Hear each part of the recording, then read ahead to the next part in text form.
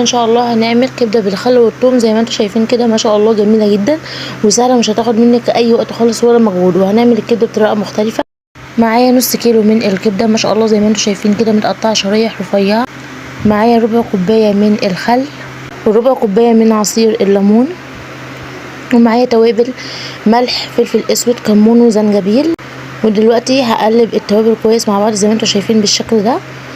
وبعدين هبدأ انزل بالكبده واقلبها كويس في التوابل عشان تمتزج فيها وتاخد من طعمها. وبعدين هغطيها واسيبها نص ساعة في التلاجة. ودلوقتي انا هجيب طاسة واحط فيها زيت وهنزل فيها بفصين توم كبار وفلفل حار مقطعاه شرايح مدورة زي ما انتم شايفين كده. وهفضل اقلب فيهم لغاية ما التوم يتشوح معايا وياخد اللون الاصفر او اللون الذهبي الجميل. دلوقتي هبدأ انزل بالكبدة بتاعتي بعد ما سبتها في التلاجة نص ساعة وهفضل. وده شكلها بعد ما سوت ما شاء الله